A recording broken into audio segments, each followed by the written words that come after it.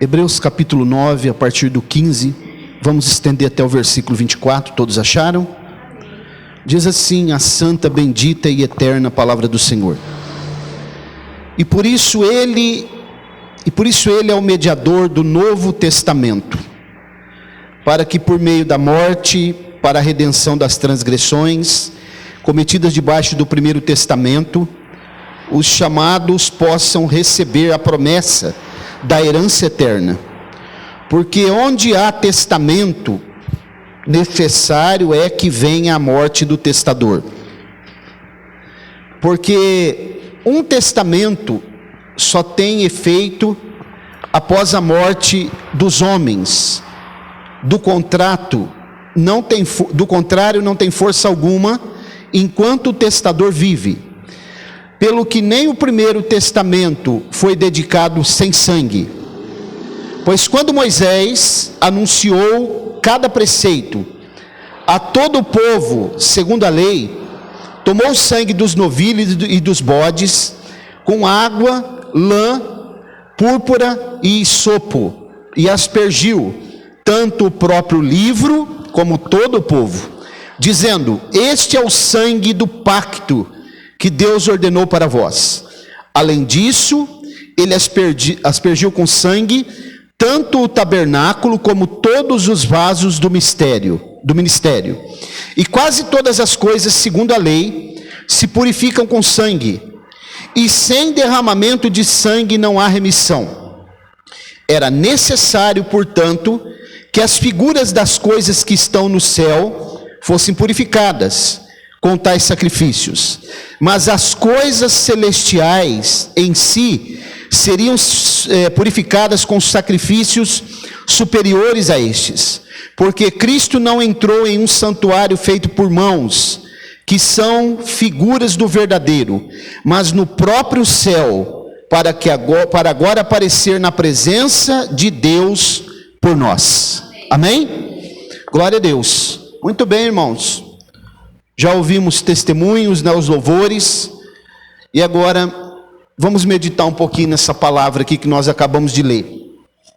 A carta aos Hebreus, como nós já falamos muitas vezes aqui, ela é uma carta anônima.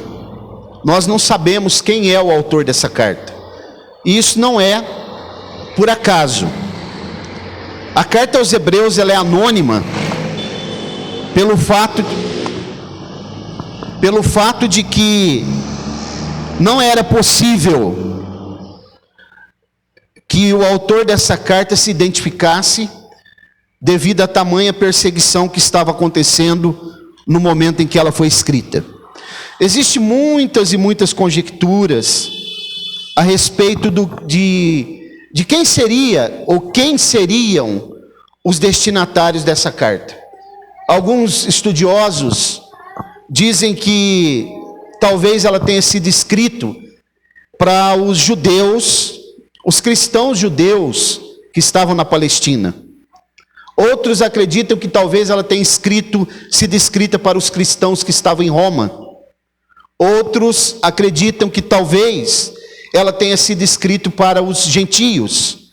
Mas o fato é que quando a gente vai estudar um pouco mais sobre essa palavra hebreu, que eu já ensinei os irmãos aqui, existe um princípio na interpretação bíblica que nós não podemos esquecer, que é chamado princípio da primeira menção. Vamos repetir? Princípio da primeira menção. E quando nós descobrimos, lá no Antigo Testamento, a primeira vez que essa palavra aparece, quando Abraão atravessa o rio Eufrates para ir em direção ao Egito, naquele momento ele é chamado de Abraão o hebreu. Então nós descobrimos que essa palavra, na sua etimologia, ela significa atravessadores de rios.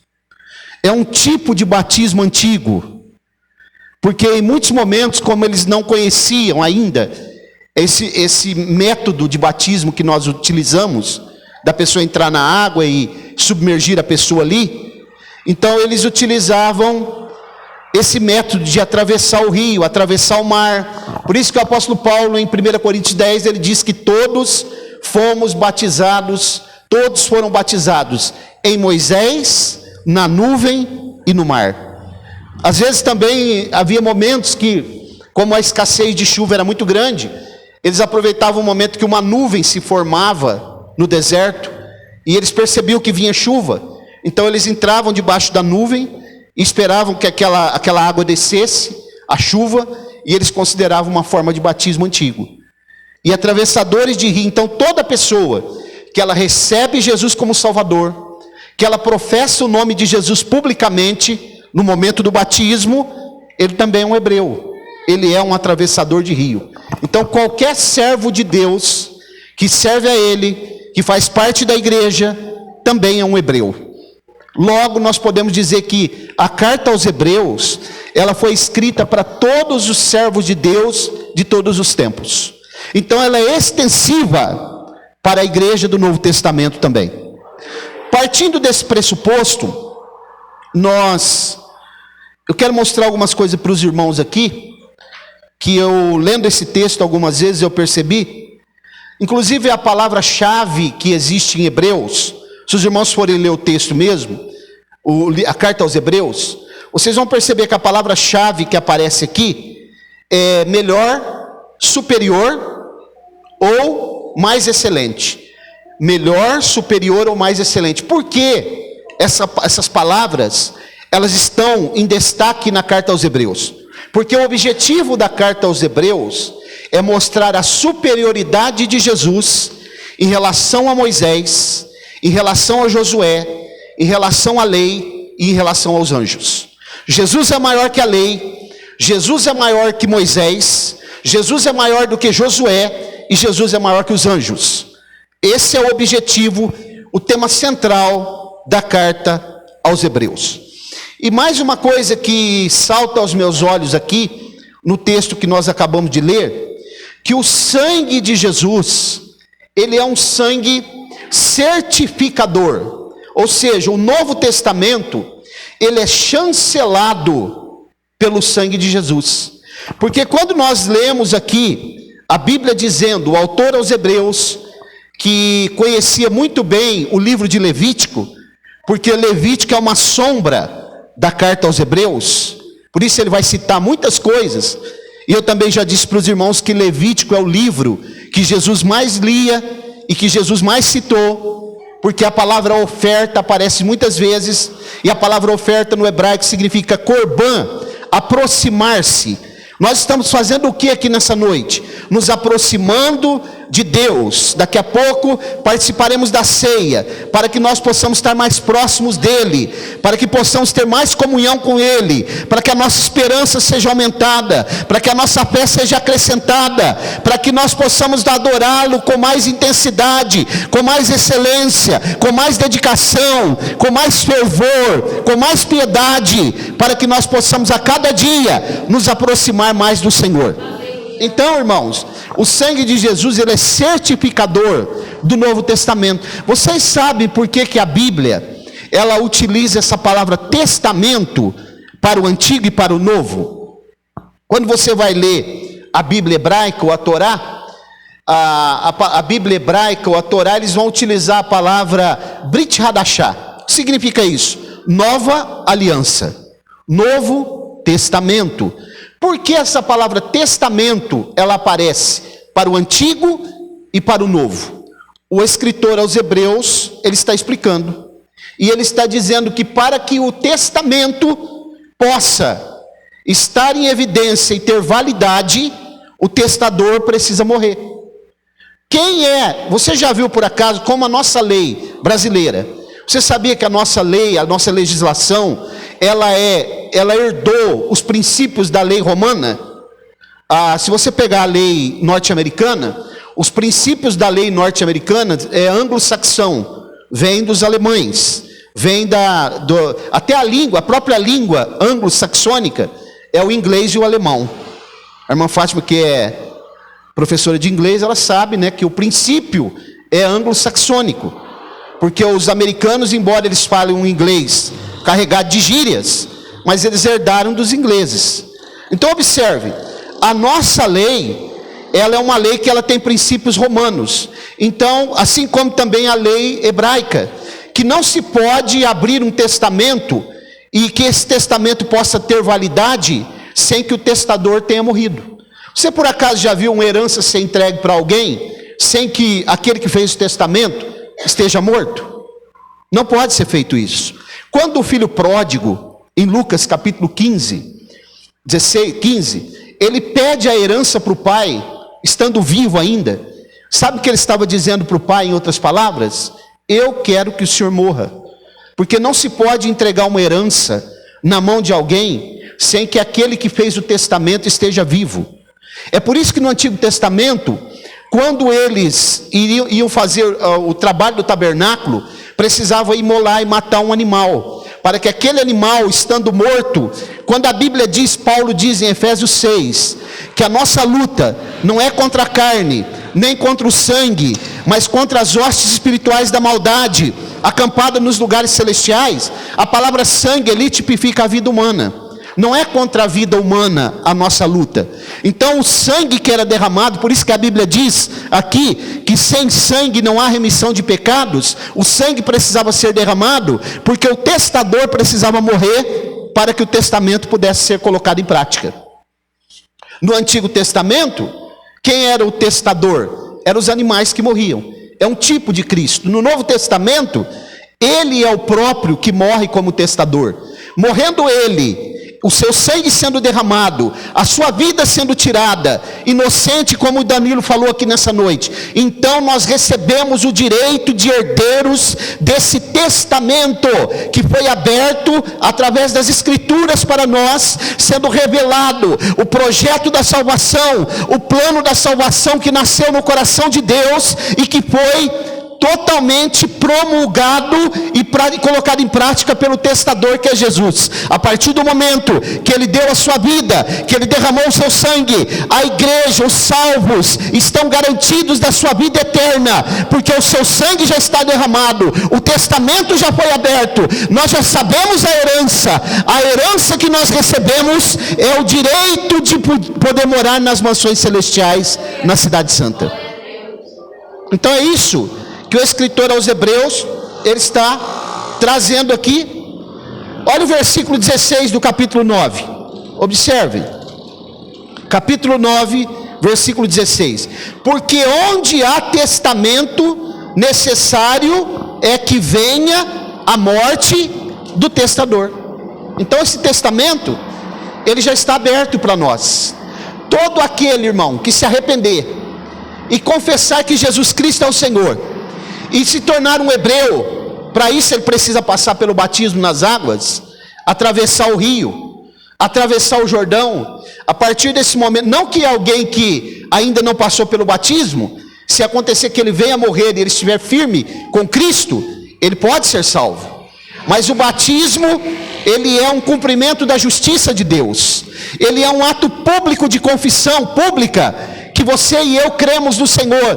Por isso que nós, no momento que fomos batizados, o pastor perguntou: você crê no Senhor Jesus? Nós respondemos: eu creio. Você promete ser fiel a Ele todos os dias da sua vida? Prometo. Mediante a tua confissão de fé e o teu testemunho, eu te batizo em nome do Pai, e do Filho, e do Espírito Santo. Porque então agora nós atravessamos o rio, somos hebreus. Estamos prontos, a herança já está pronta, a herança já está revelada, o testamento já foi aberto, o sangue já foi derramado, o preço já foi depositado no leilão espiritual, ele já pagou por nós, basta nós continuarmos caminhando firmes e fiéis até o fim, para que nós possamos ter um dia o privilégio de entrar na cidade celestial pelas portas. Glória a Deus, isso é sério. Todo esse plano da salvação, da redenção, isso aqui também entra na doutrina da redenção. Eu aconselho os irmãos que leem em casa o capítulo 31, 32 de Jeremias, porque todo o trâmite da redenção está revelado lá, com as escrituras que foram guardadas em jarros de barro e estão escritas por dentro e por fora. É o livro selado que Jesus vai abrir em Apocalipse capítulo 6. Ele aparece no 5 e depois ele abre no capítulo 6 de Apocalipse. Então, irmãos, olha o capítulo 8 de Hebreus e o versículo 8, vamos projetar ali. Hoje está complicado aqui. Hebreus capítulo 8, versículo 8, olha como diz: porque repreendendo-os diz, eis que virão dias, diz o Senhor, e que estabelecerei com a casa de Israel e com a casa de Judá um novo pacto, uma nova aliança, um novo testamento. Isso está revelado também no capítulo 31 do livro do profeta Jeremias. Então, irmãos, a Bíblia, ela tem a revelação de Deus para o coração do ser humano. E como o irmão Aldo diz aqui, as pessoas estão com o coração duro. As pessoas não querem, porque eles não têm ideia, há um véu na mente deles. O lado espiritual do ser humano, ele está tão corrompido, que eles estão caminhando na escuridão. Como diz o capítulo 59 do livro do profeta Isaías, eles não conseguem, eles estão apalpando as paredes ao meio-dia. Eles não conseguem ver, eles não conseguem enxergar. Se eles tivessem a noção, a ideia do que é a Bíblia, do que é a palavra de Deus, e isso serve para alguns cristãos também, alguns que vão assistir aí depois pelo YouTube. A Bíblia é a revelação de Deus para o coração do homem. A Bíblia é a bússola para o ser humano não se perder no mar dessa vida. A Bíblia é o farol para que a nossa embarcação navegue com segurança. A Bíblia é o manual do ser humano. Tudo que nós precisamos saber a respeito da nossa complexidade espiritual, emocional, está na Bíblia. Porque a Bíblia, ela é a palavra de Deus e ela foi trabalhada por uma mente mestre para chegar até nós. Então aqui, irmãos, o que o escritor aos Hebreus, ele está falando de um novo pacto, de um novo concerto. Sabe por quê? A palavra superior, mais excelente, também aparece aqui, porque aqui o escritor aos Hebreus, ele está dizendo o seguinte: o cristianismo é superior ao judaísmo. Quando Jesus diz lá nos evangelhos, assim, não se pode pegar pano novo e fazer remenda em pano velho, ele está dizendo o seguinte: o judaísmo esgarçou. O pano de fundo do judaísmo, ele se rasgou, ele se rompeu. Eu estou trazendo algo novo para vocês. E o que ele estava trazendo é o cristianismo, não é a religião em si, cristianismo, mas o evangelho que o cristianismo prega, a palavra pura, a palavra cristocêntrica, Jesus como Salvador, como esperança da humanidade. É isso que a Bíblia está nos revelando. Então aqui, como a Bíblia diz no versículo 18, do capítulo 9 de Hebreus, o versículo 18 diz assim, pelo que nem o primeiro testamento foi dedicado sem sangue. Lá também no Antigo Testamento precisava derramar sangue, os animais. Agora olha o versículo 19, pois quando Moisés anunciou cada preceito a todo o povo, segundo a lei, tomou o sangue dos novilhos e dos bodes, com água, lã, púrpura e isopo. Os irmãos sabem o que é isopo? Isopo é uma planta, como uma esponja. Ela é como se fosse uma esponja. Então eles embebiam aquela esponja, aquela planta, e ele foi aspergindo ou espargindo o tabernáculo, o próprio livro da lei, e espargindo todos os utensílios que iam ser usados no tabernáculo, porque tipifica o sangue de Jesus, que purifica o pecado da humanidade. E esse sopo que ele absorveu, esse sangue, ele tipifica também a ação do próprio sangue de Jesus em limpar o pecado, porque essa planta também era usada como um antibiótico natural. Limpou, curou o pecado, tirou, dissipou todas as marcas e a culpa do pecado que a humanidade recebeu. Nós podemos dizer que o sangue de Jesus nos purifica de todo o pecado, e que nós estamos aqui nesta noite porque pela sua misericórdia, pela sua graça e pelo seu sangue derramado, nós recebemos a herança da salvação. Você consegue agradecer Ele por isso? Estou indo para o fim já, para nós passarmos para o ato da ceia. Irmãos, o que me chama a atenção, olha o versículo 22, diz assim, quase todas as coisas, observa essa palavra, quase todas as coisas, segundo a lei, que lei? O Antigo Testamento, se purificam com sangue, Sem derramamento de sangue não há remissão. Por que quase todas as coisas e não todas? Porque lá nos procedimentos do Antigo Testamento, quase tudo precisava de sangue, com uma exceção.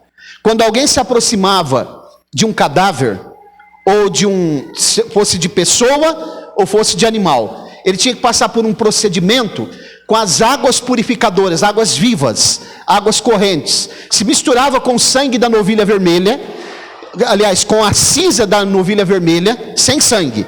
E ali se fazia um procedimento para purificação com as águas. Por isso ele está dizendo quase todas as coisas.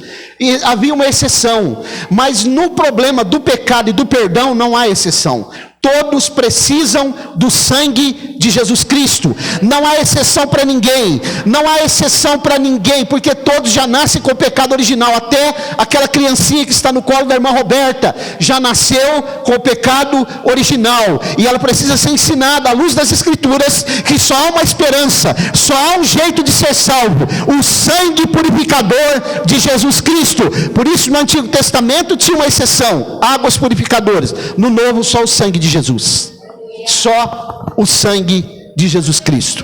Então nós precisamos continuar falando para as pessoas que nós temos uma solução. Essa solução é Jesus Cristo. Nós conhecemos a esperança, Jesus. Nós temos a direção, a Bíblia Sagrada. Nós vamos ter a oportunidade de falar e que nós possamos colocar em prática. E aqui eu termino e concluo dizendo o seguinte: que nós possamos valorizar cada vez mais o sacrifício vicário, substituto de Jesus, que ele morreu em nosso lugar e nos proporcionou o direito dessa herança.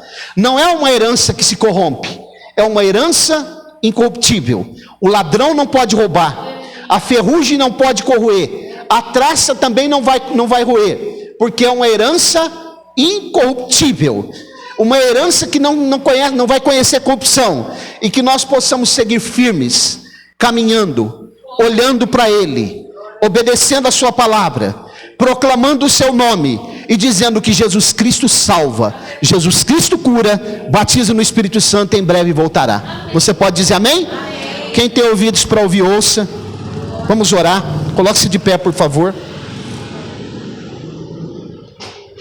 Soberano e eterno Deus, no nome de Jesus, te agradecemos.